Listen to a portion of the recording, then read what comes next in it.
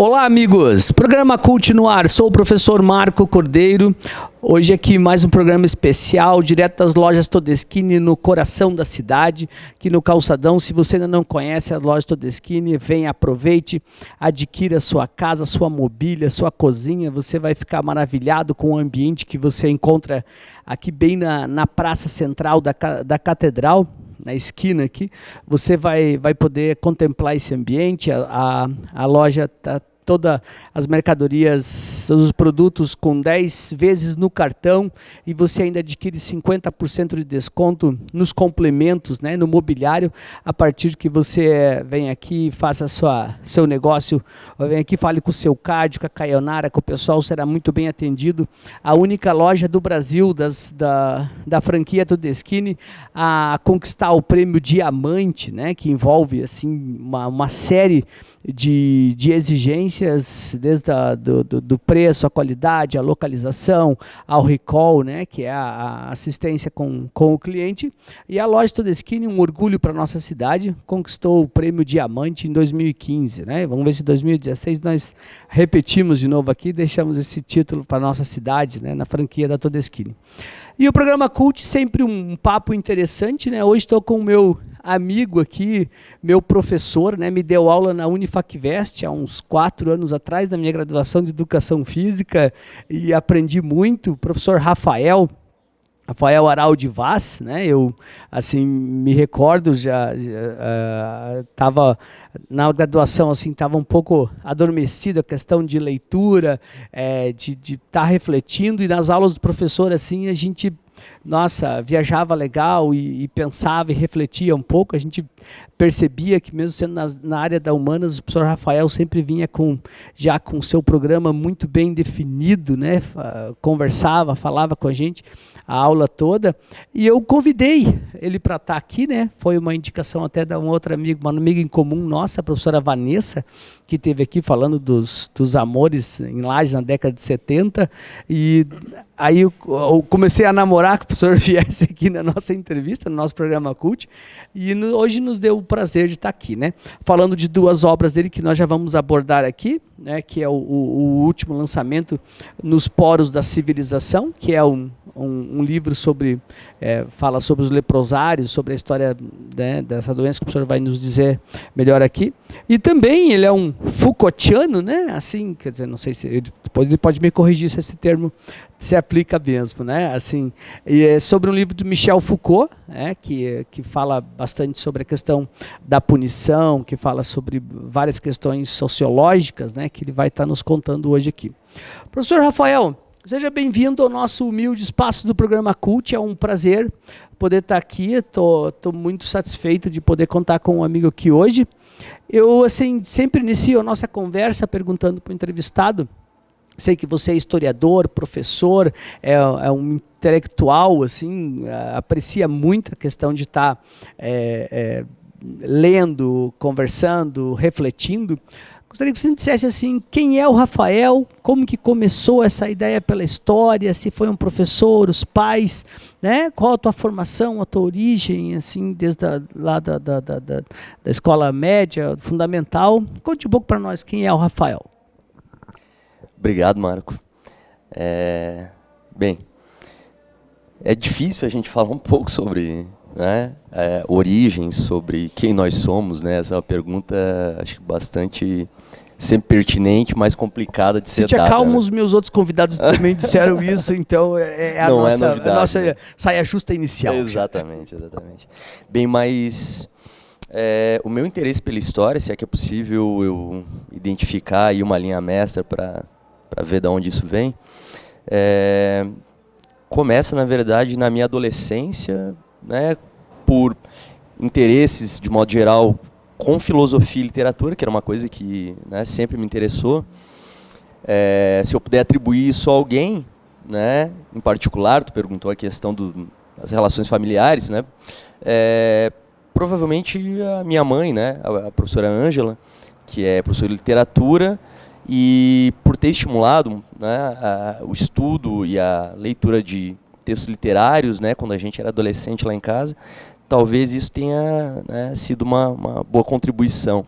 Eu sei que hoje né? Hoje eu tenho mais certeza porque a gente conversa muito, né? Eu e ela a respeito de literatura e outros temas mais que nos interessam. Bem, mas de modo geral, eu sempre gostei muito, né, da área da área social, né? Da área de humanas, de modo geral. E acabei, né, por volta de 16, 17 anos, né, eu costumo contar uma história um pouco trágica para meus alunos, né. Eu tinha, na verdade, uma professora de história, né, isso até antes, na verdade, isso era na 6ª série, eu devia ter uns 12 anos, e eu recebi uma suspensão, né, por um determinado ato lá que eu na verdade nem cometi, né.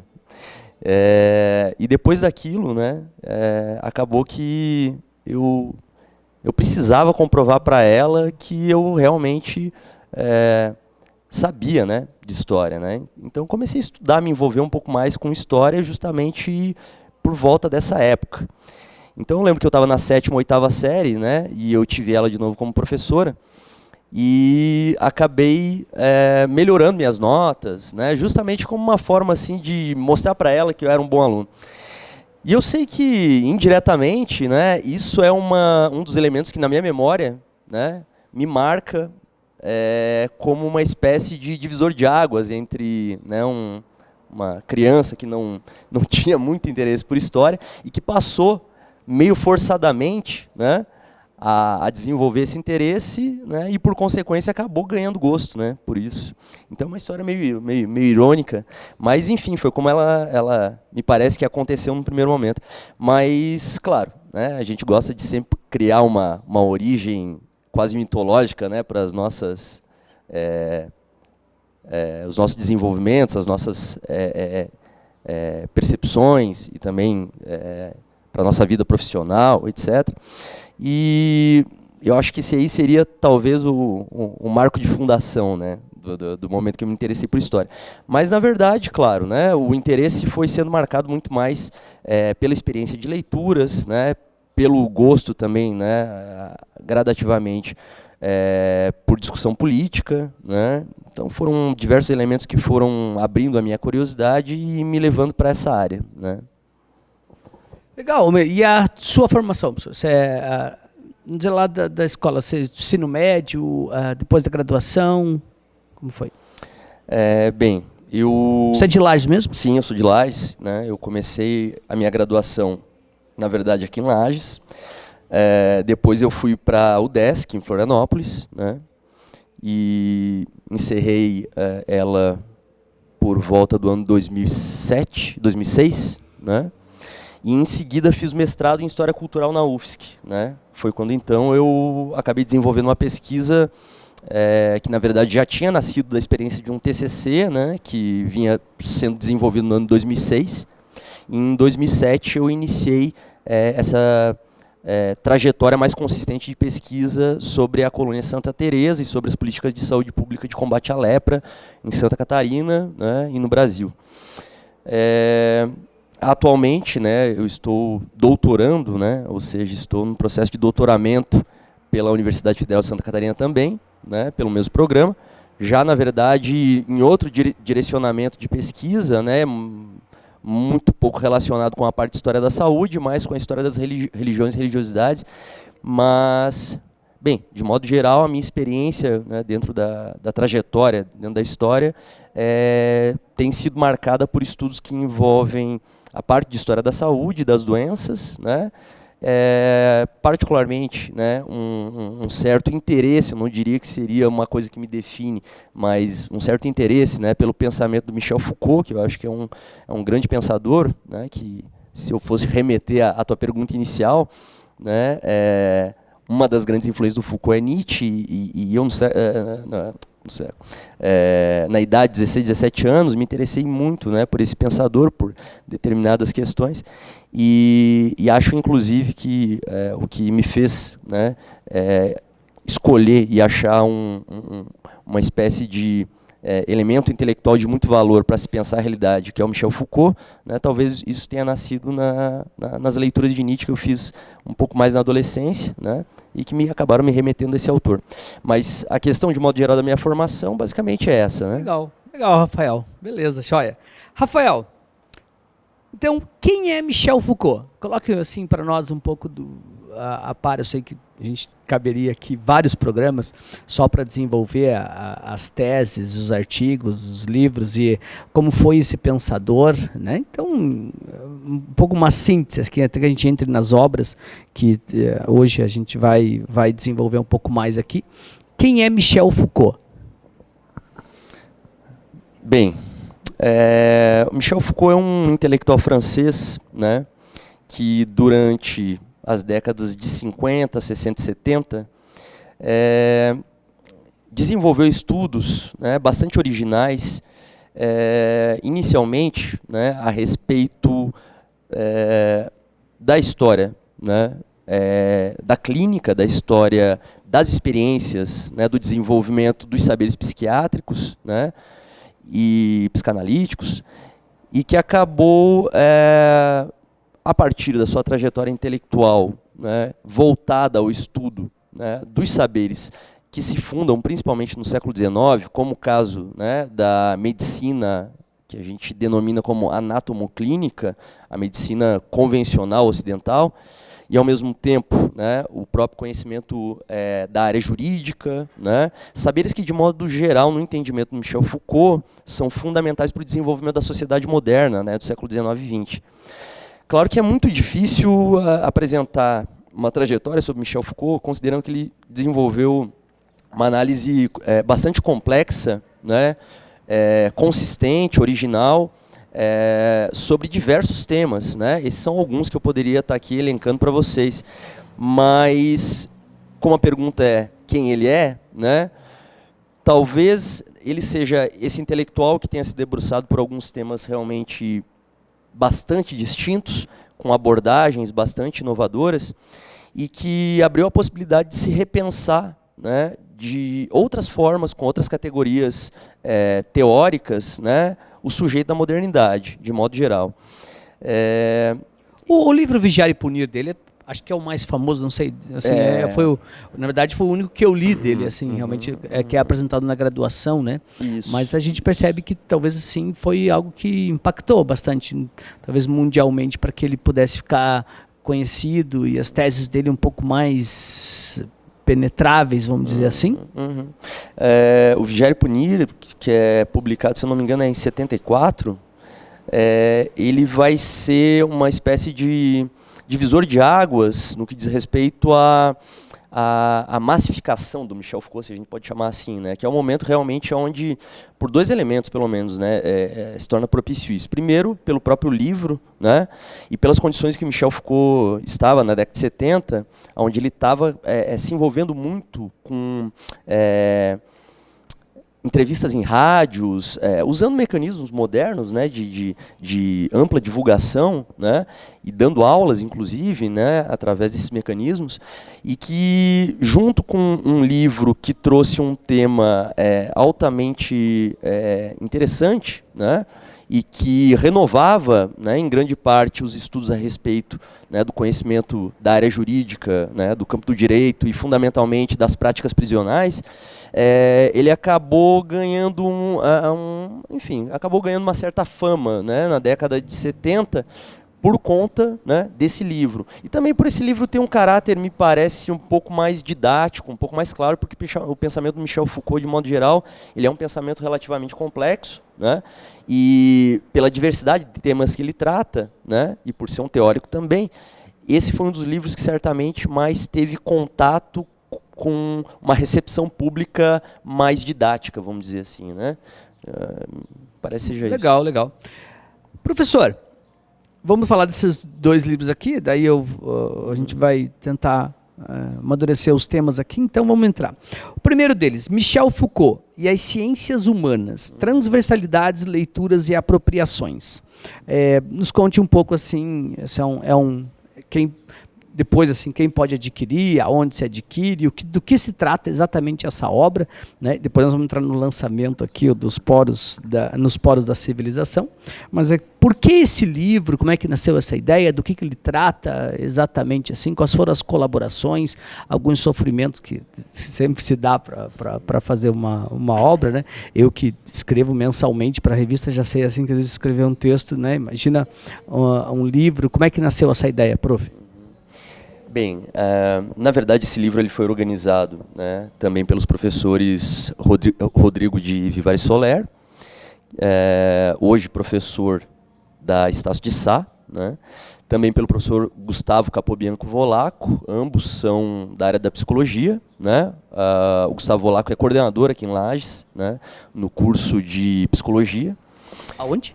Na Unifacvest, né, e no ano passado, no início do ano passado, né, nós, na verdade, já tínhamos feito alguns debates, algumas discussões a respeito do Michel Foucault, por ser, né, um autor que transitava, né, entre nós três como uma espécie de elemento comum de conversas, desde conversas de bar até propriamente debates, né, proferidos, desenvolvidos em algumas oportunidades, né, dentro da universidade. A gente acabou, então, no ano passado, né, em uma conversa, pensando na possibilidade de desenvolver um livro que agregasse, né, um conjunto de textos sobre Michel Foucault, das mais diversas áreas, em primeiro lugar, e que tentasse fazer um trânsito entre essas áreas. Né? Esse livro é de quando, prof? Ele é desse ano. Desse ano? 2016. Foi lançado faz o quê? Um mês e pouco, 2 meses. Né? Foi lançado em julho. Né? Uhum. E, bem, a gente acabou, então, convidando, né, durante o ano passado, alguns pesquisadores, né, bastante conceituados, né, no estudo sobre Michel Foucault no Brasil, de inúmeras áreas, né, do campo do direito, da psicologia, da filosofia, da história, né, alguns autores como Pedro de Souza, que é um grande especialista em Michel Foucault na área, né, dos estudos linguísticos, no caso, hoje, né, na UFSC, né, temos outros convidados, aí, o Durval Muniz de Albuquerque Júnior, que é um grande historiador, grande especialista em Michel Foucault, que aparece no prefácio, né, da nossa obra. Né, a gente se orgulha muito da participação dele nesse prefácio. Enfim, de modo geral, é um conjunto de bons pesquisadores, né, e analistas que produziram, cada um à sua forma, uma leitura possível a partir de objetos de pesquisa que eles têm. A partir do pensamento do Michel Foucault. Sim. E a sua aplicabilidade em áreas pesquisas locais, né? Então, pesquisas que eles vêm desenvolvendo e que tornam possível pensar através do Michel Foucault. Então, como é possível usar os elementos ou ferramentas conceituais? No teu caso, prof, onde que você... No meu caso... De maneira bem... no meu caso, eu aproveitei a oportunidade do que eu estou desenvolvendo no doutorado, que é uma pesquisa, na verdade, sobre imaginário religioso, né, na Serra Catarinense, mas onde eu procurei fazer uma experiência, como a maior parte dos textos, uma experiência de análise. Né? O Foucault tem esse detalhe que eu acho que é muito interessante. Né? A gente vem de tradições da ciência positiva, de sempre querer encontrar, desenvolver pesquisas consistentes que levem a deduções verdadeiras. Né? E deixa de se pensar a pesquisa como um processo de experiência também, né? E de experiência que, no processo de experiência, né, o conhecimento vai se desenvolvendo, vai se abrindo de inúmeras formas possíveis. E nesse caso, né, esse livro ele tem essa feição porque são textos que têm um caráter, na grande maioria, efetivamente experimental. No meu caso não foi muito diferente. Né? Eu fiz um experimento que foi tentar pensar a partir de um diário, né, de um frei local, questões relacionadas à prática de possessão e exorcismo, na tradição da Igreja Católica. Né? Então, como isso é pensado e como isso contribui para se desenvolver uma determinada percepção, né, sobre a realidade, seja ela religiosa, né, possessão e exorcismo na nossa comunidade, em Lages? Não. Na verdade, o caso, né, se trata, de modo geral, na Serra Catarinense, especificamente no que hoje seria São Joaquim. Né? Existe mais de um caso, né? Esse é um deles. E ficou configurado depois disso de uma possessão e foi recomendado o exorcismo? Sim, sim. A possessão ela é completamente descrita, né, num relato do Frei Rogério Neuhaus. E existe um outro relato também, né, que ambos estão num livro do Frei Pedro Sinzig, né, que publicou isso na década de 20, e que, para apresentar, né, uma espécie de rememoração biográfica de alguns padres, como o caso do próprio Rogério Neuhaus, ele apresentou algumas das ações, né, que esses padres protagonizaram, né, para estender, né, aqui na Serra Catarinense, uma espécie de recristianização, que na verdade é um projeto da Igreja Católica que vem lá do século XIX e que entra no Brasil no final do século XIX, que é o processo de romanização, que é um processo, na verdade, de reconfiguração, principalmente de práticas institucionais, organizando escolas, procedimentos litúrgicos, convidando uma comunidade que até então não tinha tantas práticas vinculadas diretamente à igreja, né? Mas muitas práticas mais vinculadas à religiosidade popular, né? E que passam a ser convidados, vamos chamar assim, a serem participantes, né? E receberem gradativamente novos padrões de ensinamento religioso que vão não só reconfigurar a sua visão sobre o campo da fé, mas vão reconfigurar também comportamentos, né? E isso, na verdade, é um estudo que já foi feito em Lages, né, pelo professor Hélio Serpa, mas que, no meu caso, me interessou muito mais um estudo a respeito de como o imaginário, ou seja, o modo como a percepção da espiritualidade, como ela é pensada pelas religiões e como ela também é usada como um instrumento de validação de determinados comportamentos religiosos, certo? É mais ou menos nesse sentido. Isso não é muita novidade também, o que eu estou fazendo, né? O campo de estudo dos imaginários é algo já feito há muito tempo. Você ali, professor, acreditou que houve mesmo uma possessão? Se você tivesse que emitir um diagnóstico, eu sei que não dá para remontar isso. Claro.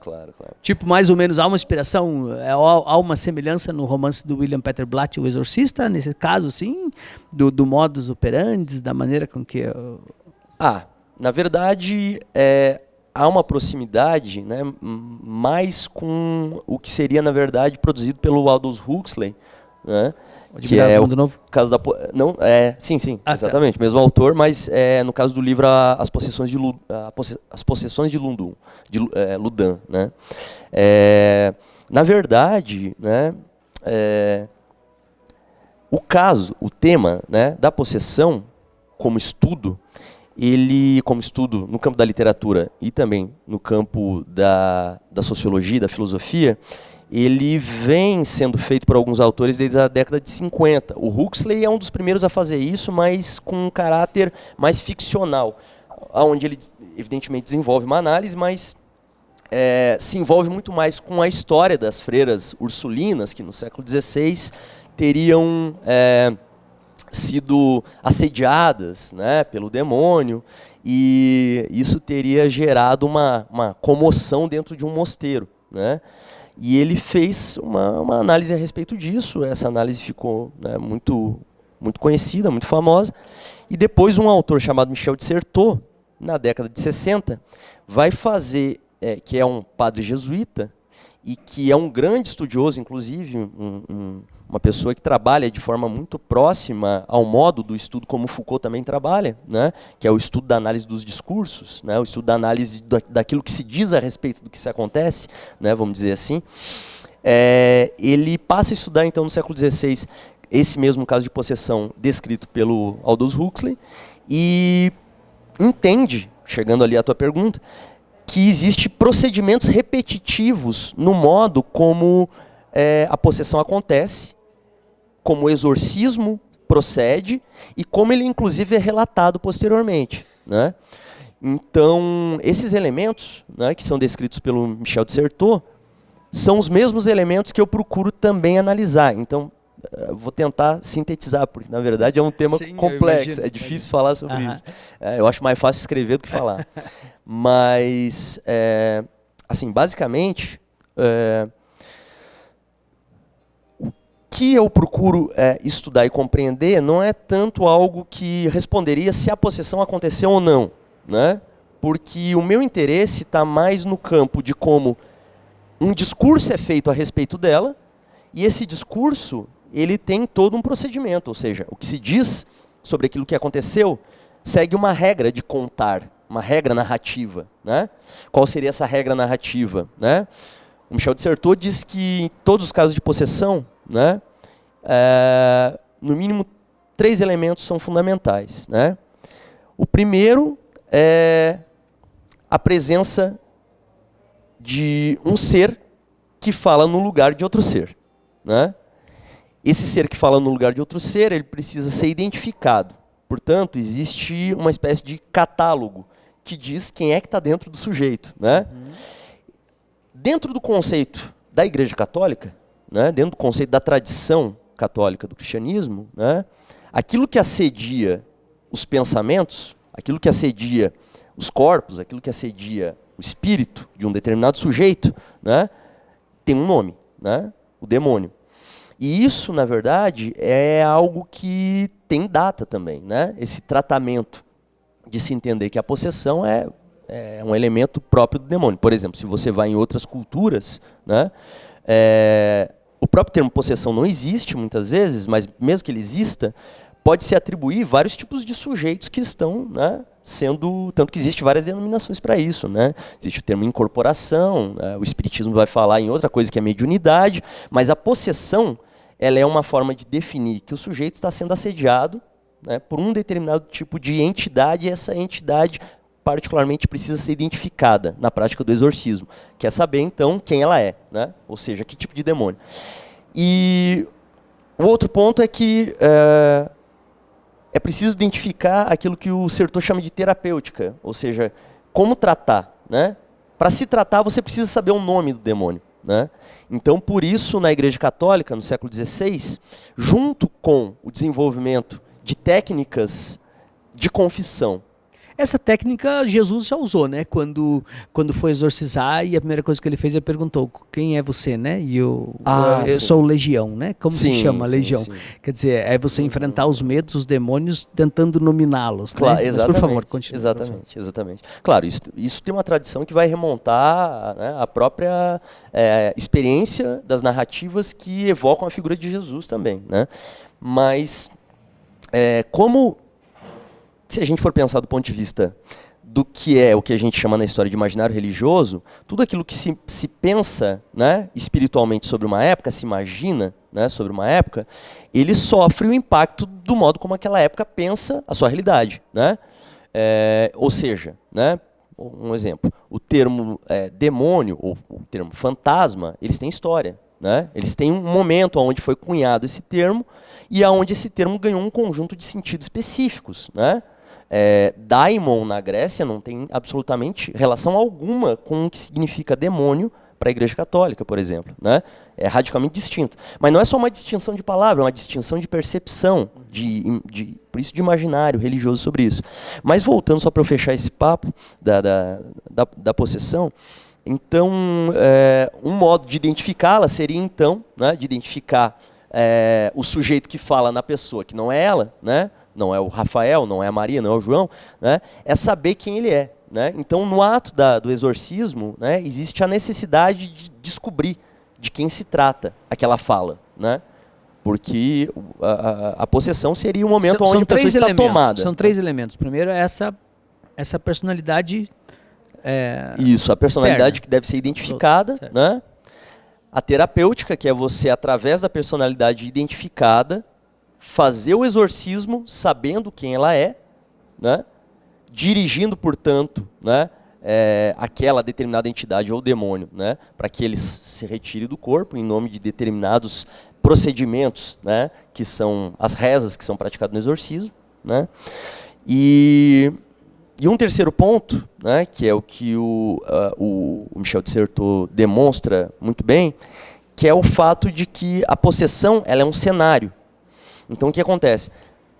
Toda vez que acontecem casos de possessão, o modo como elas são narradas, como se chama de possessão, né, tem um cenário pronto. Né?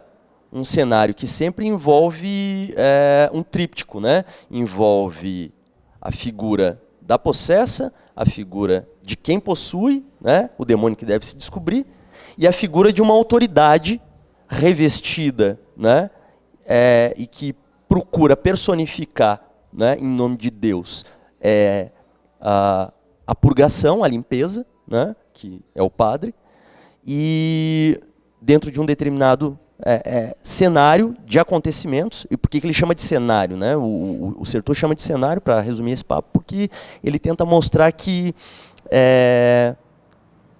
o modo como se descreve a possessão tem uma forma regular e repetitiva, como se fosse um teatro. Entende? Então, se você pega a possessão de Lundan do século XVI e você pega essa possessão que eu analiso, elas têm um grau de familiaridade gigantesco, né? Em termos mesmo sendo de épocas distintas. Mas, enfim, é uma coisa que Nossa, eu acho que dá muito pano para manga. Incrível, e também... incrível. O tema é fantástico, né? Assim, e você conseguiu transpor isso do pensamento de Foucault para essa questão. Então, é que o Foucault ele faz um estudo no livro Os Anormais, que na verdade é um conjunto de aulas. Ele faz um estudo com outras pretensões, onde ele vai analisar o caso Lundan, que é esse mesmo caso a respeito das possessões no século XVI. Mas, enfim, né, não vou entrar no mérito da questão. Tá joia. Né, porque ele... Muito legal, já me aguçou a curiosidade para eu poder... A minha intenção foi comparar, né, esse entendimento que o Foucault tem, né, com a fonte que eu encontrei, e com o que o Michel de Certeau propõe. Beleza. Professor, nos poros da civilização, leprosos e leprólogos na cidade confinada. Quem é? Por que nos poros da civilização? O que são os leprosos e leprólogos e aonde fica a cidade confinada? A sua mais nova, dá para dizer assim, sua mais nova obra, o lançamento aqui, né? E nos faça um apanhado desse livro, o que te motivou, por que entrar num assunto assim que às vezes, pelo menos até onde eu pesquisei e li, é sempre colocado para baixo do tapete, muitas vezes, né? Que as pessoas, por exemplo, quando eu até comecei a ler o seu livro, vi ali que você tentava colocar de uma forma meio anedótica, um pouco, o Exército de Brancaleone no início, né? Que é uma tragicomédia e tal. E a lepra, para mim, sempre teve uma conotação mais triste, mais pessimista, assim, né? Eu lembro, se for colocar num filme, eu lembro do Papillon, né? Quando que é colocado aquilo. Tinha até eu era muito criança, ficava até com medo de assistir um filme, com medo de converter rancinismo no filme, né? Então, nos conte um pouco mais aqui pro espectador do programa Cult, né? Direto da Imagem TV aqui, o que é essa tua mais nova obra aqui? Na verdade, ela, para mim, já não é tão nova assim. Ela é nova por estar sendo publicada esse ano, né? Mas, na verdade, eu defendi na dissertação de mestrado, em 2011, né?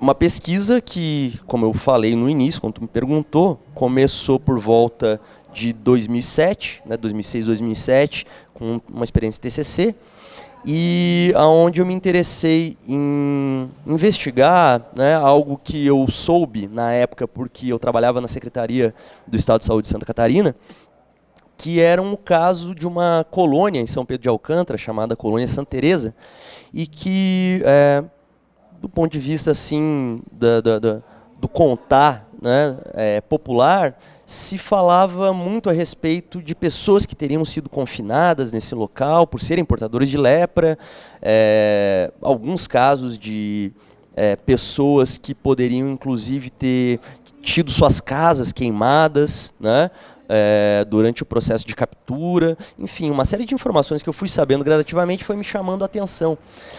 E, no primeiro momento, como a maior parte das pesquisas, por uma curiosidade, né, quase anedótica, eu acabei iniciando, né, uma pequena averiguação a respeito do estado da arte, que vinha sendo pesquisado nesse tema, e acabei então me debruçando, né, sobre o tema da colônia e, efetivamente, mais especificamente, sobre as políticas de saúde pública em Santa Catarina de combate à lepra na década de 30, 40 e parte da década de 50.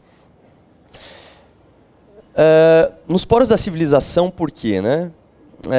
Como se refere a um estudo que pretende compreender, né, a percepção histórica sobre as doenças, né, e particularmente sobre a lepra,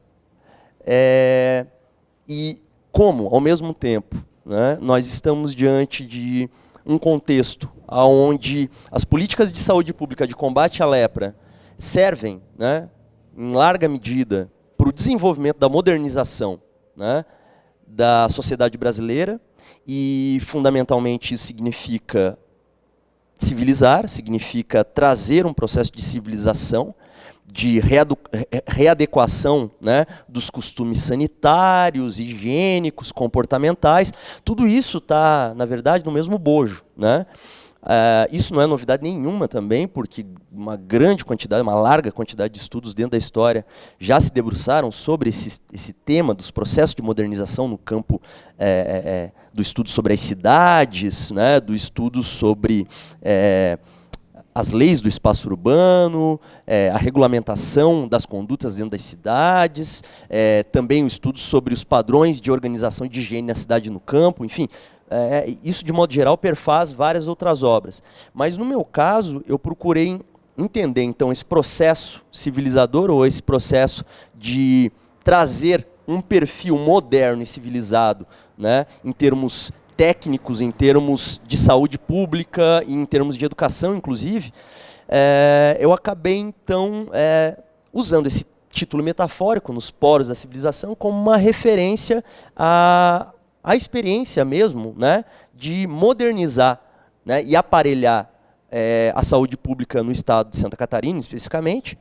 E nesse processo de aparelhamento, né, nós vemos, né, pelo menos na pretensão desse livro, um processo de investimento muito forte e específico sobre determinados sujeitos, por isso nos poros, né, ou seja, focar em sujeitos específicos, né, leprosos, e especificamente num local também, né, que é um local onde vai ser específico para esse confinamento, que é a colônia Santa Teresa, uma colônia de caráter agrícola, né, ou seja, era um local para autossubsistência, e que, enfim, vai ser escolhido como um modelo de profilaxia, né, para se combater a lepra em Santa Catarina.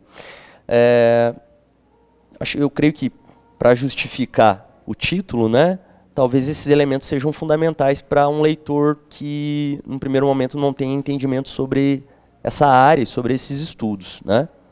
Eu acho que é mais ou menos isso. Legal, professor. Esse aqui é o meu, eu ganhei hoje do meu estimado professor Rafael, né? E quem desejar, professor, adquirir, como é que é? Está nas livrarias aqui, o lançamento foi feito. Quando? Você fez esse lançamento em Lages? Na verdade, eu já fiz eu vou fazer o lançamento numa segunda etapa, mas ele já foi feito em Florianópolis, né? Na Livros e Livros. Isso no Elefante Branco, como é conhecido, na UFSC, né? No Centro Cultural. E pretendo fazer aqui em Lages, né? No Centro Cultural Vidal Ramos, né, que, enfim, agora está sob a administração do SESC. E provavelmente vou disponibilizar, isso ainda não está certo, né, em algumas livrarias aqui da cidade, né, mas ele já se encontra disponível, no caso em Florianópolis, na Livros e Livros, mas provavelmente aqui eu pretendo deixar na Livraria Serrana. Né. Livraria Serrana, em breve, ainda não temos, né? Ainda mas não em temos, breve vamos, né? Mas de qualquer modo... Faça um lançamento, professor, para nós ir lá beber um café então, e será prosear feito. um pouco mais. Assim, será né, feito, eu vou comunicar, né, pelo Facebook. Claro que ele é um tema que incomoda um pouco, porque trata, né? Não vai estar ali assim, exatamente de uma história, às vezes não tão otimista, né, prof? No entanto, são elementos que são fundamentais até para a construção histórica de Santa Catarina, eu digo, nessa área da saúde. Sem dúvida, né? Me parece até que o tema, né, Parece que existia até muito preconceito, muito mais do que conhecimento, né, nas ações com relação a isso, né, prof? Não sei se... Sim, exatamente. Na verdade, se a gente observar ainda hoje, né, tudo aquilo que se refere com relação à lepra, normalmente já tem uma imagem antecipada, já tem um pré-conceito, ou seja, né, uma concepção inicial. Essa concepção, evidentemente, principalmente em uma doença que é muito pouco...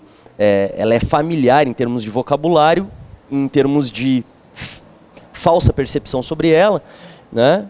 Hoje o nome correto é hanseníase. Mas, na verdade, apesar dessa, né, essa percepção, ela acaba escondendo, maquiando, né, toda uma história, né, a respeito do estigma e do sofrimento de muitas pessoas, né, justamente por, né, desconhecerem tanto o procedimento dessa doença, de como tratá-la, e fundamentalmente todos os mistérios e imagens que se construiu desde, né, na verdade, desde das primeiras citações dela no Levítico, né, e ao longo de toda a história, sendo tratada sempre como uma doença marginalizante, né, estigmatizante. Então, eu acho que o que me parece que é fundamental, né, numa conversa a respeito desse tipo de doença, é como o desconhecer dela, né, revela muita coisa, né, revela como ela foi tratada durante muito tempo, né, sob um viés de influência, inclusive religiosa, mas que mesmo quando entra o papel da medicina, né, o tratamento com relação a ela não muda muito. Né? Ela ainda é vista de uma, pelo menos na década de 30 e 40, ela passa a ser vista como uma doença de pessoas que devem ser observadas com cautela também, né? E com distanciamento. A gente percebia ali no trecho do Levíticos, né, que é praticamente assim, quase que uma bula que Deus passa para Moisés, né? O que deve ser feito com o leproso, né? Tudo assim. É difícil alguma passagem da Bíblia que detalhe exatamente o procedimento, né, que deve ser feito com quem aparentava esse mal, né? Que você cita até no seu livro também, né? E é uma passagem que para mim é bem emblemática da Bíblia também, que é o Levíticos 13:14, né? Que trata dos comandos de Deus sobre Moisés e como deve se proceder, né, diante de uma pessoa que apresentasse esse mal, né? Exatamente. Essas imagens, elas na verdade são muito importantes serem observadas, por isso que elas aparecem também nesse livro, para demonstrar não só o tempo, né, que essa doença existe, mas esse aspecto que tu acaba de lembrar, que é um modo como ela foi concebida como uma doença de responsabilidade do sujeito doente, né? Por exemplo, durante muito tempo a lepra foi observada, foi representada, né? Se a gente voltar aquele papo inicial a respeito do imaginário, né, ela também foi imaginada e representada, vista de uma forma diferente em muitas épocas. E durante muito tempo ela foi observada como uma doença de responsabilidade do doente.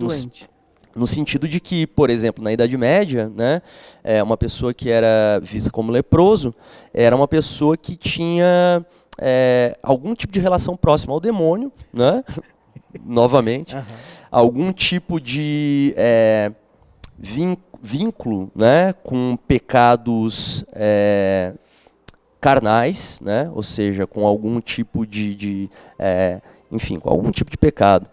Então, a imagem do leproso, né, que por sinal, por isso na introdução eu começo usando Branca Leone, né, é uma imagem tão caricata que ela até no cinema contemporâneo ela passou a ser recuperada. Né? Claro que nesse caso numa tragicomédia, para exatamente brincar com essa imagem, né? Mas que nos traz muita informação, né? Nos mostra que através do cinema a gente consegue perceber também, né, uma leitura diferente. Que é um filme que eu indico bastante, desculpe, professor. É o Incrível Exército de Branca Leone também, né? Que você pode... acho que esteja, né, assim, uma comédia reflexiva. Vittorio Gassman. Vittorio Gassman. Professora, Rafael, assim, legal, bacana, acho que mais uma vez o tempo voou, né, ainda mais com tanto conhecimento acerca dos filhos, né, que ele variou aqui as obras, então foi um programa cult muito legal, assim, agradeço demais a tua participação aqui. Eu gosto no final fazer um pequeno bate-bola, assim, são perguntas instantâneas que daria outro programa, cada uma delas, né, e tal, mas que eu vou pedir para que você seja sintético, assim. É verdade, sobre escola sem partido. Isso tem que ser rápido, escola sem partido? Pois viu? É isso que é o desafio, porque você, né, como professores que somos, é difícil você pegar e pontuar alguma coisa, mas eu já estabeleço um outro compromisso que a gente venha falar sobre... Escola sem partido, isso, beleza. Porque eu vou te fazer outras perguntas também. Ok. Primeiro, vamos tentar definir isso rápido então, né? Escola sem partido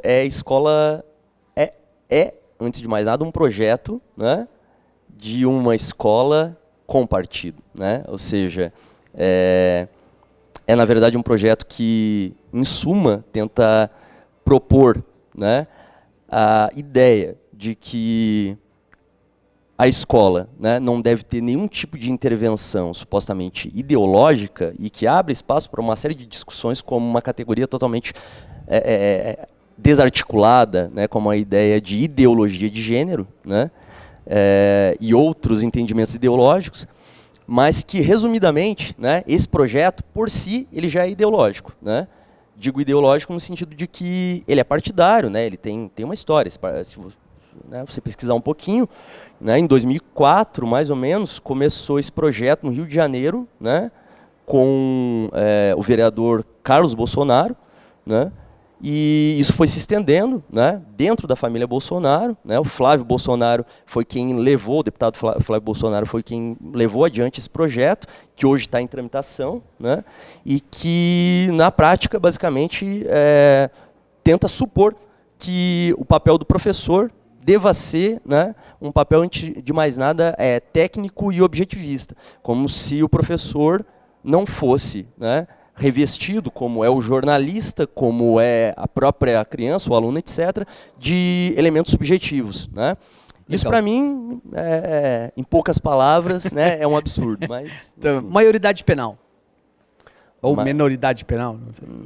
Bem, é outro tema complicado de ser discutido, né? Eu acho que o investimento hoje deve ser, né, que está muito difícil nesse governo, mas futuramente, né, focado menos, né, no desenvolvimento de políticas repressivas e mais, efetivamente, né, em um desenvolvimento educacional consistente, né, onde as políticas públicas sejam muito mais voltadas nem tanto ao caráter punitivo, né, que inclusive esse caráter punitivo, a gente vinha discutindo isso no início, a respeito do vigiar e punir, né, é uma característica, na verdade, que perfaz não só, né, a instituição prisional como forma de reparo do cidadão, suposto reparo, né, e ressocialização, mas também isso passa pela escola, passa por vários lugares, né, onde se acredita ainda, desde a família, que a punição é um elemento eficaz, né, no desenvolvimento e na reelaboração da conduta de um cidadão.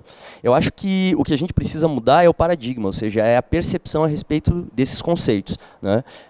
Portanto, discutir menoridade ou maioridade penal precisa, antes de mais nada, pensar, né, a respeito não da punição, mas, em primeiro lugar, dos processos educacionais que a nossa sociedade desenvolve. Pena de morte? Está no mesmo contexto, né? Eu sou totalmente contra a pena de morte, acho que ela... É o absurdo, é a manifestação máxima, né, de expressão, né, de um Estado efetivamente autoritário, né, e uma forma abusiva, né, anti-humanitária, taxativa, né, de se julgar a vida de um cidadão, né, a partir de determinados tipos de crimes, né, sendo que o crime dentro da nossa sociedade precisa ser também revisto, né? O crime não é apenas o elemento de desenvolvimento de uma má índole individual, né? A sociedade é um instrumento vital no desenvolvimento de bons e maus cidadãos, né? Então, o aborto? Tá complicado, né? Tá. Bem, o aborto é um tema também complicado, polêmico, né? Eu acho que deve-se discutir o aborto, né, no que diz respeito ao papel da mulher, em muitos casos, né, onde a mulher efetivamente, né, não pode ter um filho, né, em casos de estupro, em diversos casos, né, e, na verdade, uma outra questão que é fundamental, que tem que se discutir junto com isso, que é o próprio empoderamento da mulher na relação, né, com o filho. E isso, na verdade, também é um elemento que é sempre imputado à mulher, né? Então, o aborto é de responsabilidade ou não dela. Na verdade, tem que se pensar isso em termos de parceiro, né? O homem também está vinculado a isso. Mas, não vou dar uma palavra final a respeito disso, evidentemente, mas, né, eu creio que o aborto, sim, ele deve ser pensado, né, dentro, né, das condições, né, onde ele efetivamente é viável, dentro de uma discussão séria, né, dentro de uma discussão que tenha efetivamente pressupostos éticos para se pensar a vida, né, mas se pensar também, evidentemente, o papel da mulher, o papel de outras questões que estão vinculadas também, né, ao elemento aborto. A sociedade é homofóbica? A sociedade é, por tradição, homofóbica, pois ela é uma sociedade onde a primazia, ou seja, tudo aquilo que define, né, prescreve, regulamenta, né, e em termos de relações e divisões de poder, né, historicamente, né, principalmente na sociedade cristã ocidental, a gente tem a figura do homem como uma figura preponderante, né, nas políticas de Estado, no campo do trabalho, né, se a gente analisar historicamente, a gente percebe isso nitidamente.